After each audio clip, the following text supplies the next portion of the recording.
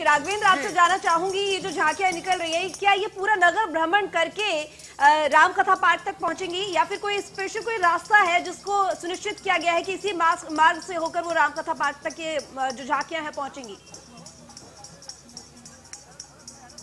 बिल्कुल, देखिए ऋतु, ये साकेत महाविद्यालय का मुख्य गेट है और इस गेट से सीधे रामकथा पार्क को जाने वाला ये मुख्य मार्ग है, यानी अयोध्या का यही एक प्रमुख रास्ता है जो सीधे हनुमानगढ़ी, कनक भवन और राम जन्मभूमि की सीमा से जोड़ता है।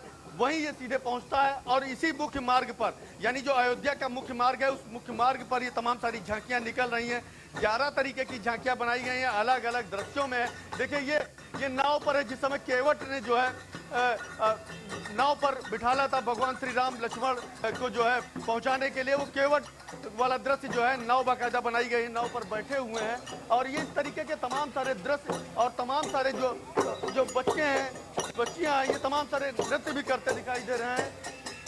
और आप देखिए किस तरीके से सुंदर तस्वीरें दिखाई गई हैं। बाकायदा इन तमाम सारी तस्वीरों को न्यूज़ वन इंडिया लगातार अपने दर्शकों को दिखाता रहेगा। इन झांकियों में जो लोग शामिल हैं, इन झांकियों में जो लोग शामिल हैं और ये जो कार्यक्रम है, जिस तरीके से सांस्कृतिक कार्यक्रमों के द्वारा, इन झांकियों के द्वारा भगवान राम के जीवन को प्रदर्शित किया जा रहा है, ये जो सभी लोग हैं, ये सभी कलाकार हैं, ये किसी विशेष संस्थान से है या फिर सभी अलग अलग संस्थान से ताल्लुक रखते हैं? देखिए, ये संस्कृत विभाग और पर्यटन विभाग के संयुक्त नेतृत्व में बनाया, इन सबको बुलाया गया है। ये सभी अलग अलग संस्थान से जुड़े हुए हैं, कोई मथुरा से है, कोई प्रयागराज से है, कोई वाराणसी से है, कुछ उत्तर प्रदेश के बाहर भी अन्य प्रदेशों से भी लोग आए हैं, गुजरात और राजस्थान की भी झांकियां है। अभी हम आपको दिखाएंगे कि कुछ दाढ़ियां लेकर के भी जो है नृत्य किया जा रहा है। वो सारी झांकियां बाहर की झांकियां हैं और इन सभी झांकियों की अगर हम बात करें, देखिए किस तरीके से उत्साह है लोगों में। ये उत्साह ही बता रहा है कि भगवान राम ने आज के दिन अयोध्या में लंका विजय करने के बाद वापसी की थी। क्या कहेंगी आप, कैसा महसूस? बहुत ज़्यादा अच्छा लग रहा है हम लोगों को और बहुत बहुत धन्यवाद सांस्कृतिक विभाग का, जो टीम ने हमें यहाँ बुलवाया। बहुत अच्छा लग रहा है, ऐसे व्यवस्था भी बहुत ज़्यादा अच्छी है और बहुत मज़ा आ रहा है। बहुत ही अच्छी तरीके से सुरक्षा व्यवस्था की भी अगर बात की जाए तो देखिए चप्पे चप्पे पर पुलिस को लगाया गया है, बैरिकेडिंग भी तमाम सारी लगाई गई है। और इन बैरिकेडिंग में कोई भी व्यक्ति, चूंकि कोरोना का प्रोटोकॉल है, कोई भी व्यक्ति बाहर का जिनकी जांच नहीं हुई है या संक्रमित है, वह इस भीड़ में ना आने पाए, इसका भी खासा ख्याल रखा जा रहा है। देखिए, ये सबरी राम मिलाप बनाया गया है, जिस समय सबरी ने झूठा बेर खिलाया था और संजीवनी बूटी लेकर के आए थे हनुमान जी, उसके बाद लक्ष्मण के प्राण बच पाए थे, उस दृश्य को भी दिखाया गया है। देखिए किस तरह से जो है सबरी और राम का जो मिलाप था, उस वक्त की भी जो है झांकी को सजाया गया है।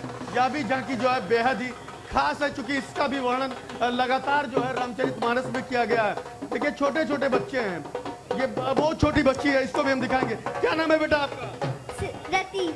क्या कहेंगी, कैसा लग रहा है आज? बहुत अच्छा लग रहा है। बहुत अच्छा लग रहा है। कितने दिन से तैयारी की थी आपने? 10 दिन हो गए। 10 दिन से। चलिए डांस करके दिखाइए। देखिए किस तरीके से उत्साह है और ये उत्साह बताता है कि आज भगवान राम ने लंका विजय करने के बाद अयोध्या में वापसी की थी। बाकायदा भगवान का भी जो है स्वरूप बनाया गया है, सजीव प्रतिमाएं हैं, वह भी सड़क पर भ्रमण करेंगी और ये करीब 2 से ढाई घंटे की जो है, बल्कि यूँ कहें कि करीब 3 घंटे का पूरा ये प्रोग्राम रहेगा। 3 बजे तक इसको रामकथा पार्क पहुंचना है। और देखिए किस तरीके से ये भगवान श्री राम, क्या कहेंगे, कैसा महसूस कर रहे हैं आप? बहुत ही अच्छा लग रहा है सर, बहुत ही गर्व की बात है कि मुझे श्री रामचंद्र जी का किरदार मिला है करने को और बहुत ही इंजॉय हो रहा है यहाँ पे। और की रामलीला से आप जुड़े हुए हैं? As a Sangeeta ma'am group चलाती हैं, यही अयोध्या की ही हैं, उन्हीं के ग्रुप से हम लोग हैं।